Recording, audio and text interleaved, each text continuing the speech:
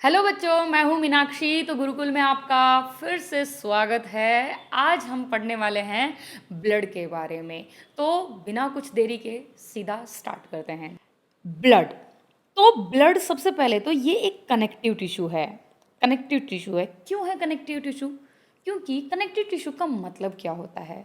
ऐसा टिश्यू जो आपकी बॉडी को कनेक्ट करे किसी दूसरे पार्ट से। तो ब्लड तो पता है आपको, ये पूरी की सारी बॉडी को कनेक्ट करता है एक दूसरे से। यस और नो? सारी की सारी सेल को एक दूसरे से कनेक्ट करके रखता है। तो ये तो बहुत ही बेहतरीन वाला कनेक्टिव टिश्यू है। ठीक है। ब्लड अगर मैं एक एडल्ट में बात करूं, हेल्दी एडल्ट में, तो कितना ब्लड होता है? 5 लीटर। कितना ब्लड होता है? 5 लीटर। ओके, ठीक है। इस ब्लड के दो कंपोनेंट्स होते हैं मेन। एक होता है प्लाज्मा और एक होता है फॉर्म्ड एलिमेंट्स। फॉर्म्ड एलिमेंट्स, ठीक है। यस, ये जो प्लाज्मा है ये 55% पार्ट है और फॉर्म्ड एलिमेंट्स है ये 45% पार्ट है। अब इस प्लाज्मा की बात करते हैं कि भाई इस प्लाज्मा में होता क्या क्या है ऐसा। तो इस प्लाज्मा में बहुत सी चीज़ें होती हैं। सबसे पहले तो इसमें वाटर होता है। कितना? 90 to 92% इज़ वाटर। ठीक है। 90 से 92% तो पानी ही होता है इसमें। ठीक है। उसके बाद 6 to 8% क्या है इसमें? प्रोटीन्स। प्रोटीन्स और बहुत सारी प्रोटीन होती हैं, बट 3 मेन प्रोटीन होती हैं। सबसे पहला नंबर आता है किसका? फिब्रिनोजन का। फिब्रिनोजन का। ओके। अब मैं इस प्लाज्मा पे थोड़ा फोकस कर लेती हूँ क्योंकि फॉर्म्ड एलिमेंट की हम बाद में बात करेंगे, पहले प्लाज्मा को पढ़ते हैं। ठीक है। यस। तो ये जो फिब्रिनोजन है इसका काम क्या है? इसका काम है क्लोटिंग में हेल्प करना। ठीक है। जब भी हमें कोई कट लगा तो कट के बाद क्लोट बनना जरूरी है, वरना तो ब्लड का लॉस होता रहेगा बॉडी से। यस और नो? और हमारे अंदर कुछ ऐसा बहुत ज़्यादा ब्लड तो है नहीं, 5 लीटर ही ब्लड है। यस और नो? तो क्लोट बनना बहुत ज़रूरी है। तो वो क्लोट बनाने में बहुत सी चीज़ें हेल्प करती हैं, नो डाउट। उसमें से एक प्रोटीन जो बहुत ही इंपॉर्टेंट है वो है फिब्रिनोजन, और वो किसका कंपोनेंट है? प्लाज्मा का। ओके।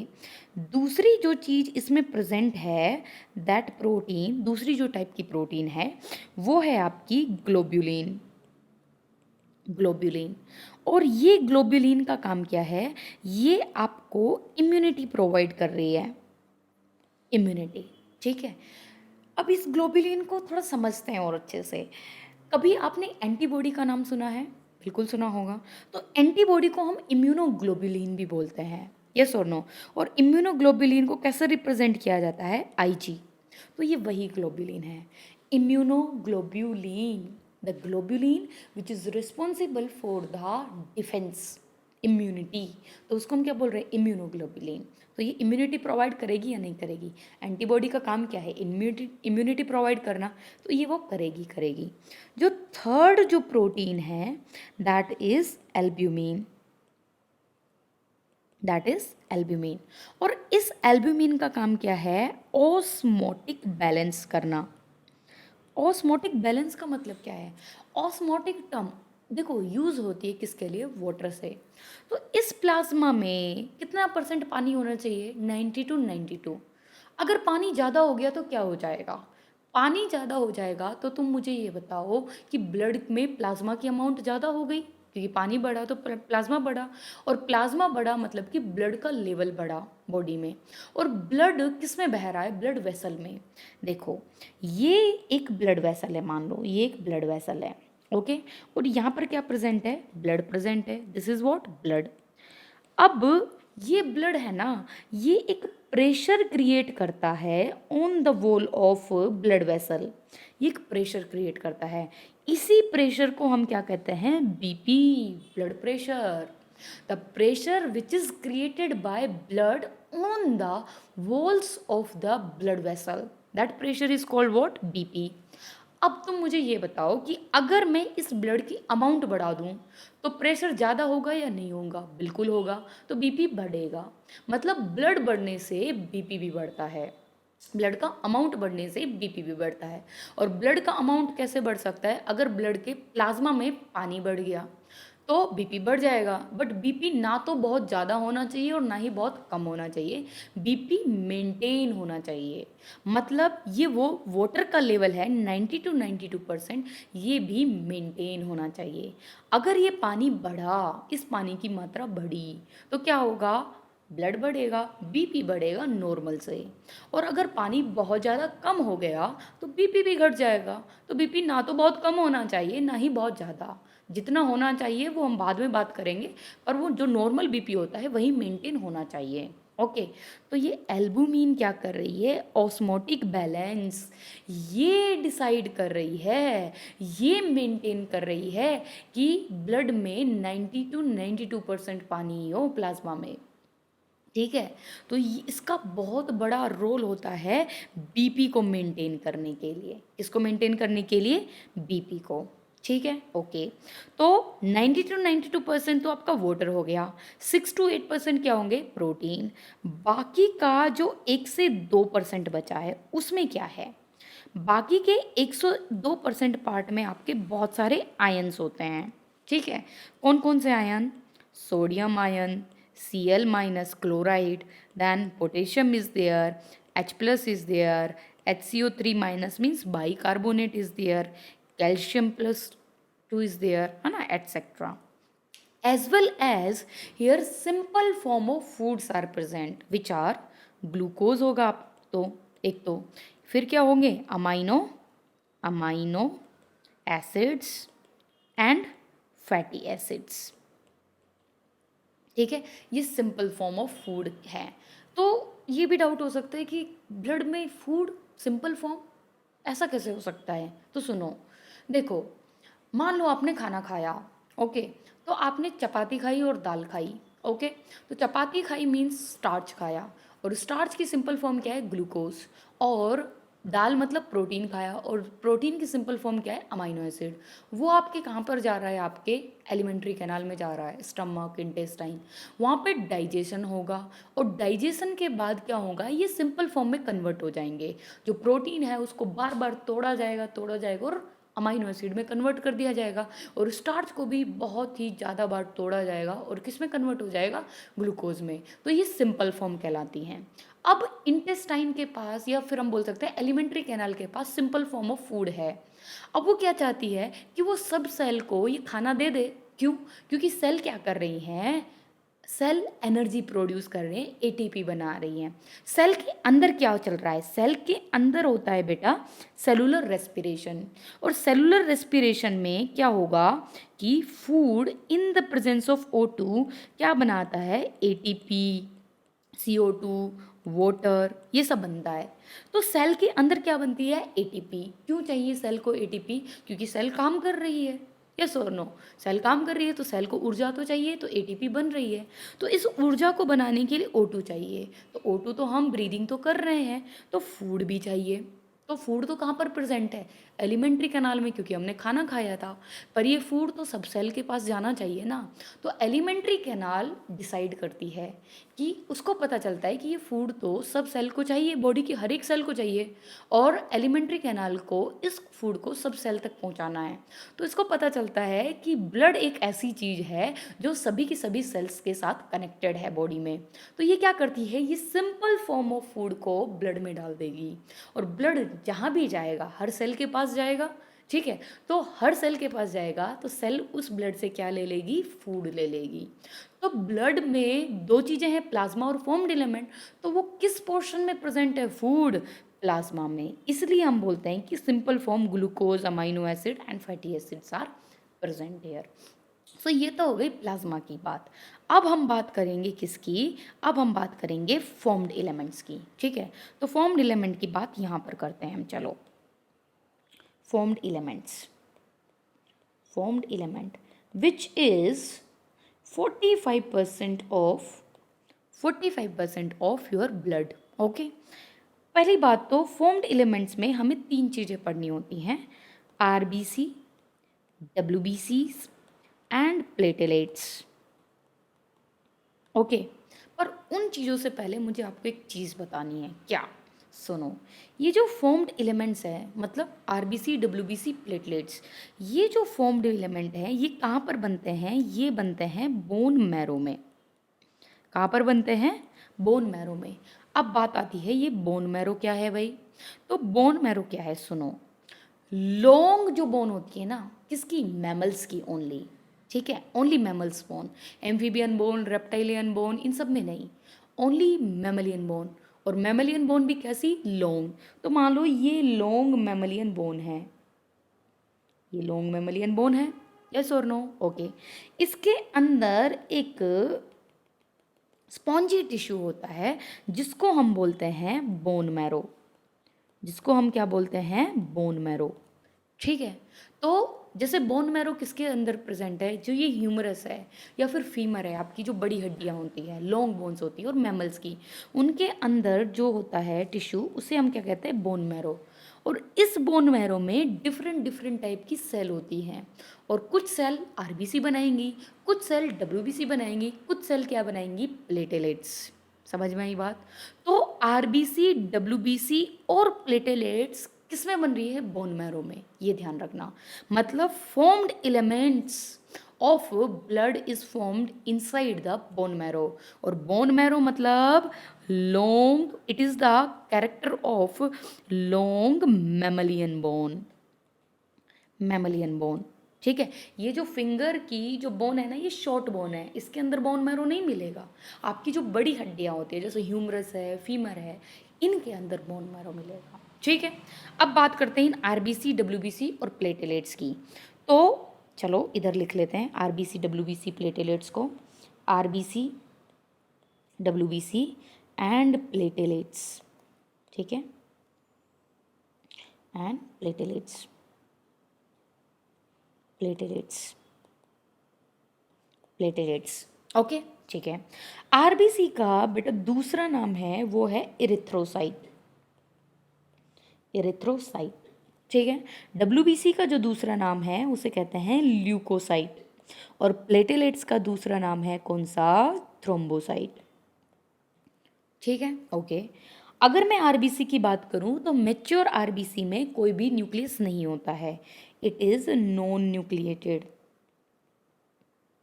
ठीक है, नॉन न्यूक्लिएटेड। क्यों? देखो, आरबीसी जब बोन मैरो से बन रही है ना, तब तो उसमें न्यूक्लियस होता है, पर आरबीसी के अंदर क्या होता है? हीमोग्लोबिन। और आरबीसी चाहती है कि उसके अंदर ज़्यादा से ज़्यादा हीमोग्लोबिन हो। क्यों? क्योंकि haemoglobin is responsible for the transportation of O2 and CO2 both, ठीक है। तो वो चाहती है कि ज़्यादा से ज़्यादा O2 CO2 का ट्रांसपोर्टेशन कर पाए एक आरबीसी, और वो किसके थ्रू पॉसिबल है? हीमोग्लोबिन के थ्रू। तो हीमोग्लोबिन को वो ज़्यादा से ज़्यादा रखना चाहती है अंदर, इसलिए वो सारे के सारे सेल ऑर्गेनेली को, इवन न्यूक्लियस को भी हटा देती है। इसलिए ये क्या है? नॉन न्यूक्लिएटेड है, ठीक है। और इसके अंदर क्या प्रेजेंट होता है? हीमोग्लोबिन। इसकी जो शेप होती है वो कैसी होती है? बाइकॉनकेव, ऐसी कुछ शेप होती है। ये आरबीसी है, बाइकॉनकेव। थोड़ा और अच्छे से बनाते हैं, अच्छे से नहीं बनी है बाइकॉनकेव शेप। देखो कुछ ऐसी होगी, बाइकॉनकेव शेप कुछ ऐसी दिखेगी आपकी आरबीसी, ठीक है। और इस आरबीसी के अंदर ये क्या है? आपका हीमोग्लोबिन है, ठीक है। डब्ल्यूबीसी की बात करें तो ये कैसी होती है? न्यूक्लिएटेड, और प्लेटेलेट्स भी नॉन न्यूक्लिएटेड, नॉन न्यूक्लिएटेड, ये भी कैसी हैं? नॉन न्यूक्लिएटेड, ओके, ठीक है। अगर मैं इनके नंबर्स की बात करूं तो आरबीसी होती है 5 to 5.5 मिलियन पर mm³ और WBC 6000 to 8000 पर mm³ और प्लेटलेट्स 1.5 लाख to 3.5 लाख पर mm³। समझ में आई बात? ओके। और ये सारी की सारी कहाँ पे बनेंगी? बोन मैरो में बनेंगी, ठीक है।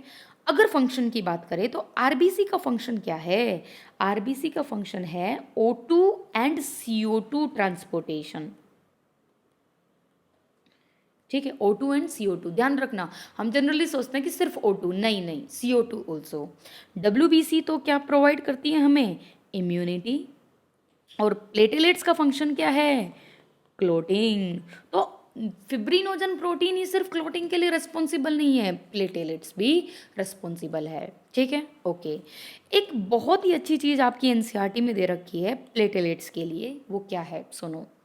देखो, बोन मैरो में तीनों की तीनों बनती हैं, आरबीसी, डब्ल्यूबीसी, प्लेटेलेट। पर बोन मैरो में जो सेल जो प्लेटेलेट्स को बनाती हैं, उन सेल का नाम है कौन सी सेल? Mega karyocytes.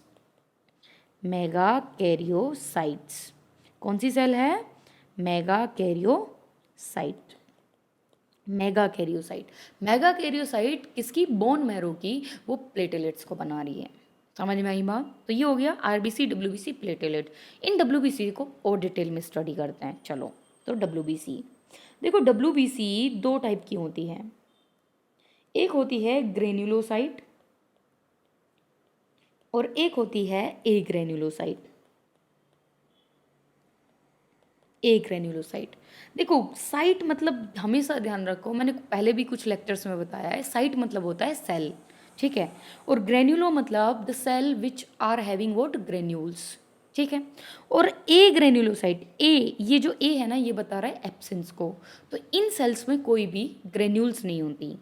अब granulocyte further divides into 3 parts, 3 part में। एक तो कौन सा? न्यूट्रोफिल, न्यूट्रोफिल, फिर बेजोफिल, बेजोफिल, और एक होती हैं एसिडोफिल। और इसी एसिडोफिल का दूसरा नाम क्या है? इयोसिनोफिल, इयोसिनोफिल। ओके, और ए ग्रेन्युलोसाइट होती हैं मोनोसाइट एंड लिम्फोसाइट, लिम्फोसाइट। इस न्यूट्रोफिल की बात करते हैं। ये जो न्यूट्रोफिल होती है ना बेटा, ये मोस्ट अबंडेंट होती है। कितनी होती है? 60 to 65%। इस बॉडी में जितनी भी डब्ल्यूबीसी है ना, मान लो 100 डब्ल्यूबीसी है, तो 60 या 65 तो न्यूट्रोफिल ही होंगी। ठीक है, सेकेंड मोस्ट अबंडेंट होती हैं आपकी lymphocyte which are 20 to 25%।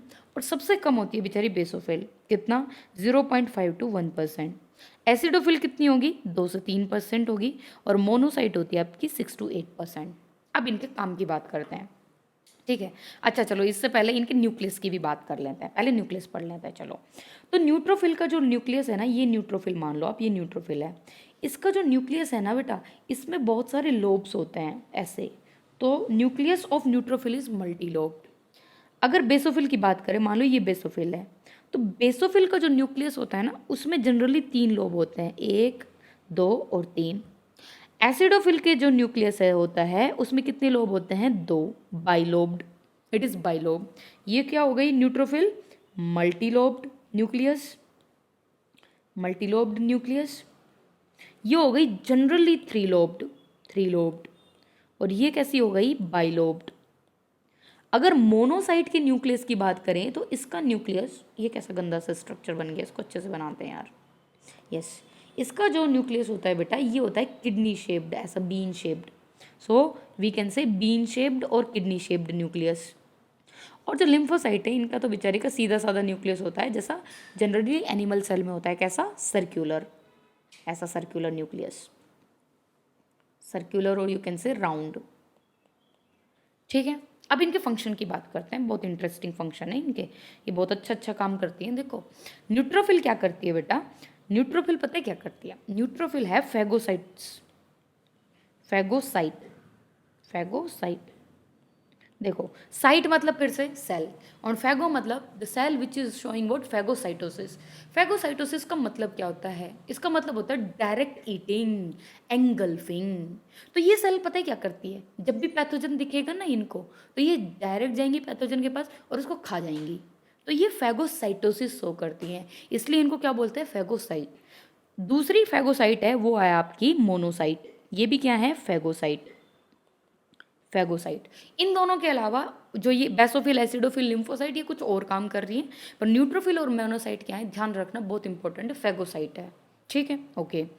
Acidophil की बात कर लेते हैं। चलो, एसिडोफिल है वो रिस्पॉन्सिबल होती है for which reaction? Allergy, allergic reaction के लिए। हमारे बॉडी में एलर्जन जाएं, एलर्जन मतलब एलर्जी कोजिंग पैथोजन, एंटीजन। तो ये क्या करेंगी? उस एलर्जन को डिस्ट्रॉय करेंगी। तो ये एलर्जी के लिए रिस्पॉन्सिबल है। लिम्फोसाइट की बात में करेंगे, पहले बेसोफिल की बात करते हैं। देखो ये जो बेसोफिल है, इधर लिख रही हूँ मैं बेसोफिल, बेसोफिल बेटा ये बेसोफिल है ना, ये 3 केमिकल सिक्रीट करती है, 3। एक तो ये सिक्रीट करती है हिस्टामिन, एक ये सिक्रीट करती है सेरोटोनिन, और एक ये सिक्रीट करती है हिपेरिन। ठीक है, हिस्टामिन क्या होता है? It is vasodilator, serotonin vasoconstrictor, और हिपेरिन क्या है? Anticoagulant. ठीक है, पहले हिपेरिन की बात करते हैं।